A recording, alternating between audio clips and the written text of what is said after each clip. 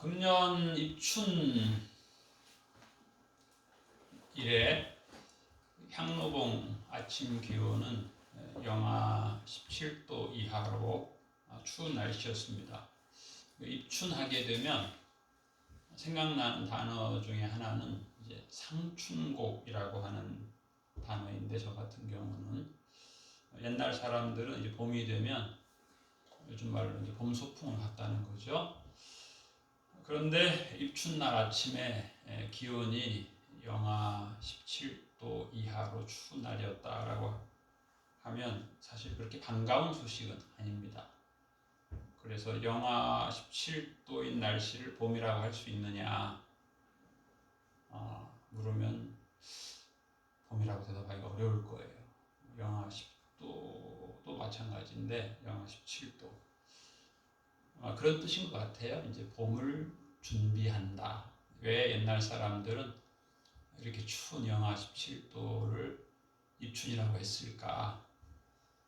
이제 봄이 되기 전에 집에서 이제 상추 씨도 뿌리고 해서 모종을 만들어 가지고 이제 한두 달 후에는 그게 좀 자라면 이제 밭에다가 심는 그런 준비하는 의미가 있지 않나, 그런 생각 해봤습니다. 우리 최근에 그 유행가 중에 단어, 그 가사에 그런 단어가 있었어요.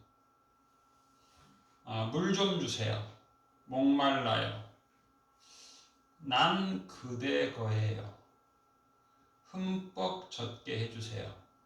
물론 유행가지만 저는 이제 예수님 생각이 나더라고요. 그 유행가 속에서 어떻게 보면 유행가가 복음성가 같은 느낌. 그래서 어떻게 보면 예수님께서 목마른 자들아 내게로 오라 말씀하셨는데, 우리 인생에 다양한 면이 있지만 결국 목마름이죠. 나름대로 목마릅니다. 나름대로 물을 먹는데 나름대로 목말라요. 예수님께서 요한복음에 내가 주는 물을 먹는 자는 영원히 목마르지 않는다, 그런 말씀하셨어요. 우리가 그 예수님의 그 생수, 그 물을 마셔야 되는데 사실 우리는 다른 물을 마시죠. 어떻게 보면 음료수 같은 걸 마시는 거죠. 설탕이 좀 들어간 거, 뭔 향이 들어간 거, 첨가제가 들어간 거, 색깔이 들어간 거, 이런 것을 마시는데 제 경험에 의하면 그 목이 마려울 때 그런 것들 마시는 게 그다지 근원적 도움이 되지 않더라고요. 그럴 때는 생수를 마셔야 되는 거죠. 우리 인생도 마찬가지죠.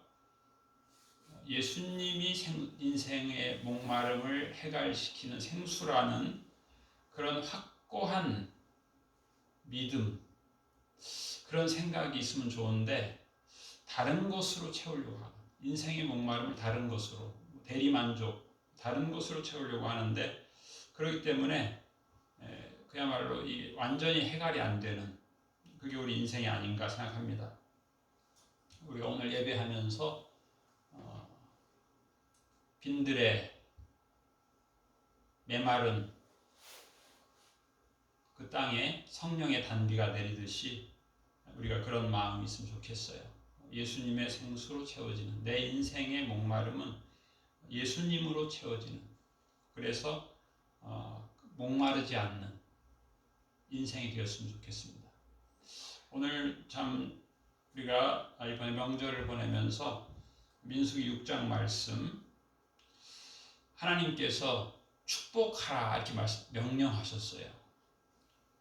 여호와는 내게 복을 주시고 너를 지키시기를 원하며, 이 말씀이 과거에는 그렇게 패부에 진하게 다가오지 않았더라 할지라도 요즘에 코로나로 인해서 이제 병에 걸리고 병원에 오랜 기간 입원하는 분들이 많은데, 여러분 잘 보셨죠?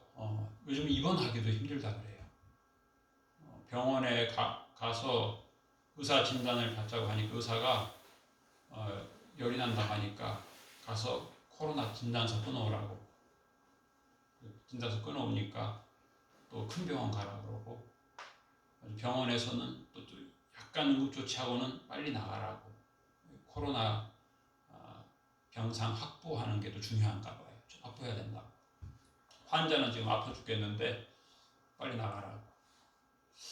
병원 어려운 지킴을 받는다. 우리 건강을 지킴받는다는 게 참 얼마나 중요한가. 이런 코로나 병균으로부터 하나님께서 지켜 보호해 준다는 것이 참 절실한 그런 시대입니다. 이제 코로나로 인해서 우리가 나름 스트레스도 받고 또 이제 자유의 제한도 받고 또 이제 신앙적인 그런 모임의 제한도 받고 이제 이런 세상을 살고 있는데 꼭 그렇지 않더라도 우리 인생에 예수님께서 목마른 자들아 이렇게 말씀하셨는데 목마른 거예요, 사람이. 그런데 성경을 자세히 보면 이 목마름이라고 하는 게 긍정적인 면도 있는데 부정적인 면이 있어요. 그걸 다른 말로 표현하면 불만족이에요, 불만족. 물론 저도 예외가 아니죠. 저도 제 자신을 가만히 이렇게 분석을 해보면 불만족이 참 많더라고요. 불만족. 쉽게 표현하면 불평불만이 많은 거예요. 불평불만. 이 불평불만이라고 하는 게 해로운 건데 이걸 평생 가지고 사는 그런 느낌이 들어요. 그래서 오늘 말씀이 참 중요해요. 여호와는 그의 얼굴을 내게 비추사. 이것을 반대로 표현하면 우리의 마음이 하나님께로 향하는 거예요.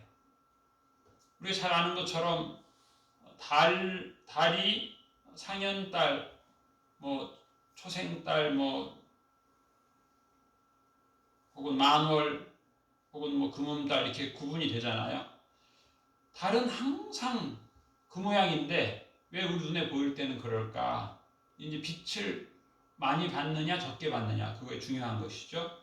마찬가지죠. 여호와는 그 얼굴을 내게 비추사 은혜 베푸시기 원한다. 그럼에도 불구하고 내가 하나님을 향하기보다는 예수님을 향하기보다는 다른 쪽에 더 관심이 많고 다른 것이 더 필요하고 다른 쪽을 향하게 될 때 그 빛을, 그 은혜의 빛을 충분히 받지 못하는 나의 그 인생 습관, 라이프 스타일, 나의 생활 습관이 그러면 그건 항상 금음달일 수밖에 없는.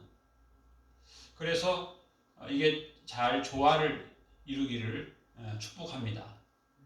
그래서 또 우리가 새해 설날을 맞이했는데 하나님께서 여러분에게 복 주시기를 축복합니다. 아멘. 영육간의 복. 하나님께서 장대비같이 폭포수 같은 은혜를 부어도 요즘 말로 차 안에 있으면 그 비를 받을 수가 없죠. 뭔가 막힌 게 있으면 하나님의 생각과 나의 생각이 다르다고 한다면 그 은혜를 우리가 많이 누릴 수가 없죠. 또 보면은 하나님께서 그 은혜의 빛을 여러분에게 비추시기를 축복합니다. 여호와는 그 얼굴을 내게로 향하여 드사 평강 주시기를 원하노라 할지니라 하라. 이 말씀처럼 우리가 축복하는 하나님의 복을 알고 또 평강을 축복하는 아브라함에게는 너는 복의 근원이다 말씀하셨는데 우리도 복의 근원이 되는 은혜의 빛을 비추는 그것 중에 하나는 감사를 발견하는 기쁨을 발견하는 그런 복된 삶을 살아가는 우리 모두가 되시길 축복합니다. 아멘. 오늘 이제 두 번째 본문 그 역대상 4장에 나오는 사람은 이제 야베스라고 하는 사람입니다. 야베스. 근데 이제 성경을 자세히 보면 학자들의 연구에 의하면 이 사람은 이제 유복자라는 거예요. 아버지가 없어서 엄마가, 그러니까 엄마가 배불렀을 때 아버지가 돌아가신 것으로 그렇게 추측을 합니다. 예나 지금이나 그 아버지가 그 아이가 태어날 때 그 아이의 태어난 얼굴을 보고 기뻐해주고라고 하는 것은 아이에게 참 필요한 것인데, 아버지가 없어서 그 아이의 이름을 엄마가 지었는데, 엄마가 이제 고통 중에서 아이를 이렇게 출산하게 됐는데, 육체적 고통은 뭐 두말할 나위가 없고, 일단 남편이 없이 아이를 낳는 것도 고통스럽고, 그래서 아이의 이름을 이제 그 고통 속에 낳았다라고 하는 의미로 야베스라고 하는 이름을 지었다는 거죠. 우리 한국말로 표현하면 아이를 낳았는데 이름을 이제 고통이다 그 지었다고 생각하면 얼마나 이게 참 황당하기도 하고 참 그런 것이죠. 그 이제 의미로서는 이제 가난이라고 하는 의미가 있다 그래요. 가난. 야베스의 의미 중에는 그래서 가난함, 가난의 어려움. 그래서 이제 그 이름의 뜻이 이제 고통의 아들이다. 뭐 그런 의미라고 합니다. 가난, 가난의 고통. 옛날에 같은 경우는 참 가난의 고통이 컸죠. 그런가 하면 또 이 순산하지 못했다라고 하는 그런 의미도 생각합니다. 수고로이 낳았다. 너무 힘들게 낳았다. 순산하지 못했다. 육체적으로 순산하지 못했고 환경적으로도 남편이 있으면 출산을 좀 도와주고 출산하는 데 여러 가지 사람의 도움이 필요하죠. 경제적 준비도 필요하고 그런데 이제 그게 제대로 되지 못했던 것 같아요. 환경이 좋지 못했다는 것이죠.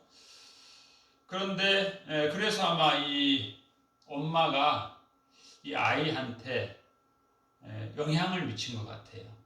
영향은 뭐 이제 환경적으로는 부정적 영향인데 그 아이한테 이제 짤막한 기도를 가르치지 않았나 싶기도 해요. 엄마가 어려우니까.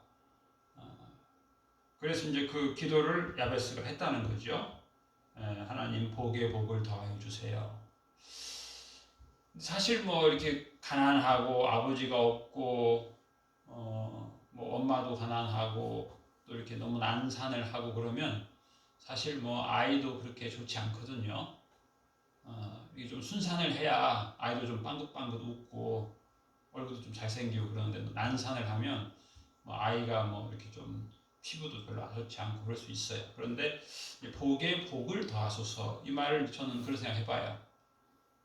하나님 저 복 하나도 못 받았으니 복 주세요 이런 의미라기보다는 그래도 죽지 않고 태어났잖아요. 그 다음에 어떤 경우는 그 유명한 그 요셉의 엄마가 요셉 동생 베냐민을 낳다가 죽었죠. 낳고 죽었죠. 그 난산하다가 죽는 엄마가 많거든요. 그래서 그래도 이제 엄마가 그런 얘기 했을지 모르겠어요. 근데 참 난산이었는데 나도 안 죽고 너도 안 죽었다. 참 복 받았다. 복에 복을 더하여 주옵소서라고 하는 것은 복을 하나도 못 받았으니 복 달라는 의미가 아니고 그래도 이제 복을 찾지 못하는 사람은 그럴 거예요. 왜 나를 이렇게 가난한 집에 태어나게 하시고 아버지도 없이 태어나게 하시고 어머니는 나를 낳을 때 그냥 죽을 뻔하고 나도 죽을 뻔하고 태어나가지고 얼굴은 이렇게 피부도 별로 안 좋고 안 좋은 생각하면 끝이 없을 거예요. 그런데 복에 복을 더하소라고 하는 의미 중에 하나는 그래도 복을 받았다는 거죠. 부정적으로 보면 복 못 받은 거라고 볼 수도 있어요. 아버지가 살아 있어야 되고 아버지가 좀 경제적 능력이 있어야 되고 순산해야 되고 여러 가지 찾으려면 맞는데 복에 복을 더하소서 주신 복에 더 복을 주옵소서 그런 의미가 있지 않나. 그래서 우리가 이 야베스의 뒤로 가보면 야베스가 복을 많이 받았는데 그가 이제 사람들이 그를 아주 존귀히 여겼다는 거예요. 존귀히 여겼어요. 존귀히 여겼고 이름의 의미는 뭐 그렇게 좋지 않은데 성경을 자세히 보면 이 사람이 살던 곳이 지명이 야베스가 돼요. 우리 동네에도 저기 수원에 보면은 뭐 박지성길 이런 것도 있고, 뭐 또 저쪽에 가면은 정조대왕로 뭐 그런 것도 있고, 좀 나름 유명한 존귀하게 된 사람들의 이름을 길에다가 붙이기도 하고, 또 혹은 지명에 붙이기도 하고 그러는데요. 이 사람이 인생을 비록 태어날 때는 비교적 유족하지 못하게 태어났지만 그가 인생을 기도하면서 오직 하나님 바라보면서 살았던 것 같아요. 그리고 또 기도 제목 중에 보면은 지경을 넓혀 주옵소서, 또 그런 제목이 있어요. 또 기도 제목에 보면은 환난을 벗어나 근심이 없게 하옵소서. 그래서 이제 금년에 우리들도, 여러분도 이 중에 한 가지 기도 제목을 잡으면 좋겠어요. 첫 번째, 복의 복을 더하소서라고 하는 기도를 하게 된다면 이미 받은 복에 대한 헤아림이 있어야 될 것 같아요. 복 못 받았어요, 복 주세요, 이런 게 아니고 하나님 이미 복을 주셨는데 이 복을 잘 관리하게 해주세요. 그런 말 있죠. 우리가 먹는 밥이 어떻게 한 그릇 먹는 거지만 이게 어떻게 보면 하나의 씨앗이죠. 그걸 벽실을 물에 담갔다가 뿌리게 되면 그게 참 100배를 결실하는 건데, 우리가 그걸 다 이제 먹는 것에만 집중하게 된다면 씨앗으로의 기능은 없어지게 되는데, 복에 복을 더하여 주옵소서. 받은 복이 있고 또 이 복을 가지고 더 큰 복의 근원이 되기 위해서 또 씨 뿌리는 그런 또 나름대로의 다짐도 있으면 좋겠고, 이제 지경을 넓혀 주옵소서. 지경. 우리가 뭐 나 한 사람 혹은 내 가족 혹은 또 내 교회, 이렇게 아무래도 우리가 이기적인 사람인데 조금 지경을 넓혀서 나름대로 소원을 갖고 선교를 위하여서, 선교지, 선교사를 위해서도 우리가 또 기도의 제목을 갖고 주님 제가 쓰임 받기를 원합니다. 그런 우리 마음의 시야를 좀 넓히기를 기도했으면 좋겠어요. 또 야베스 기도 중에는 환난을 벗어나 근심이 없게 하옵소서, 이런 기도 제목이 있는데 나름 어려움이 없겠어요. 나름 어려움이 있는데 근심이 없게 하옵소서. 근심이 있죠. 우리 사람이 근심이 있죠. 뭐 10손가락 깨물어서 안 아픈 손가락이 어디 있겠어요. 다 근심이 있는데 뭐 하나는 괜찮고 두 개는 괜찮아도 또 어려운 부분이 있는데 근심이 없게 하옵소서. 물론 이제 하나님께서 근심거리는 다 사라지게 하옵소서, 이런 기도 제목일 수도 있지만 예수님 말씀하신 것처럼 너희가 근심할 수밖에 없으나 너희의 근심이 도리어 기쁨이 되리라, 이런 말씀하셨죠. 예수님께서 근심이 도리어 기쁨이 되기를. 때로는 이제 좀 근심거리가 좀 멀리 사라지고 내게 부담이 되는 사람들이 좀 멀어졌으면 좋겠다, 이런 마음이 들 때도 분명히 있는데 이 사람을 내가 어떻게 축복할 수 있을까? 오히려 근심을 기쁘게 변화시킬 수 있을까? 이런 기도의 제목도 필요하지 않을까 싶어요. 결국에는 이 야베스의 기도를 하나님께서 기뻐하신 거예요. 야베스가. 물론 누구나 다 이런 기도할 수 있지만 하나님의 마음에 합해야 되는 건데, 예를 들면 솔로몬 같은 경우는 1000번제를 드렸을 때 하나님께서 내가 너에게 무엇을 줄고 물어보셨거든요. 그때 이제 솔로몬의 대답이 하나님의 마음에 합한 대답이었죠. 우리의 기도도 마찬가지죠. 하나님께서 어떤 기도를 기뻐하실까? 이기적인 우리가 사람인데 이기적인 기도도 있죠. 물론 그 기도도 하나님께서 들으시기도 하지만 조금 그 지경을 넓혀서 좀 하나님께서 기뻐하시는 솔로몬처럼, 야베스처럼 그런가 하면 기도를, 특정한 어떤 기도를 내가 소원이 있어서 그 소원이 이루어지는 것도 물론 중요하지만 하나님께서 내게 이미 응답하셨다라고 하는 생각도 참 필요한 것 같아요. 이제 복에 복을 더한다는 것도 이미 받은 복이 있다는 것을 전제하는 그런 의미가 있죠.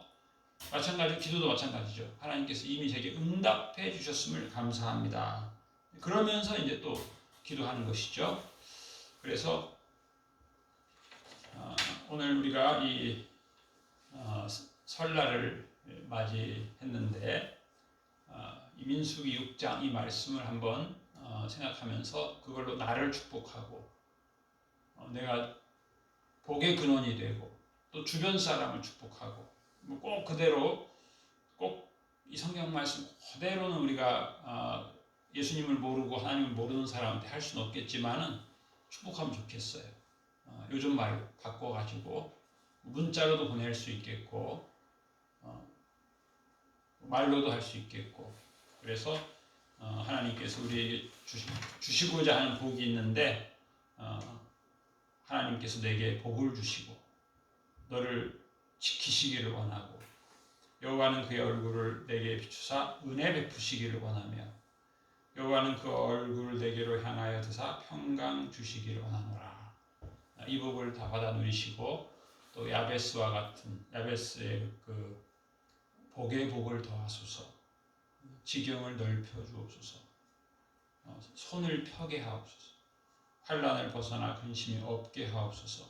이렇게 우리가 서로 기도하면서 하나님께서 기뻐하시는 복된 새해를 살아가는 우리 모두가 되시기를 축복합니다. 아멘. 기도하겠습니다.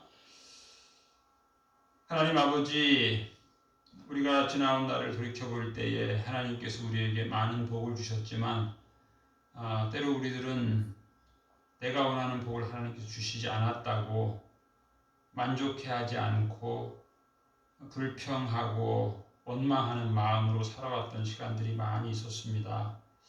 축복하라고 하셨는데 축복하지 못하며 살아온 시간들도 많이 있었습니다. 주님 용서해 주시고 이제는 하나님 말씀대로 축복하고 기뻐하고 감사하고 주님께 기도하며 우리의 마음을 넓히고 우리의 지경을 넓히며 하나님께서 기뻐하는 삶을 살게 하여 주시옵소서. 아멘.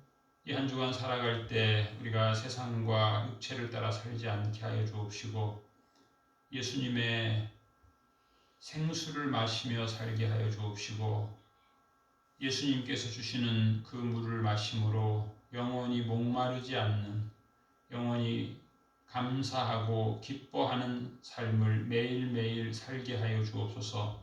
그래서 우리의 영과 육이 더욱더 강건하여 주고 평강을 누리고 근심 없는 복된 삶이 되게 하여 주옵소서. 우리의 삶을 이렇게 복되게 인도하시는 주님을 찬양하오며 감사드리며 예수님 이름으로 기도하옵나이다. 아멘.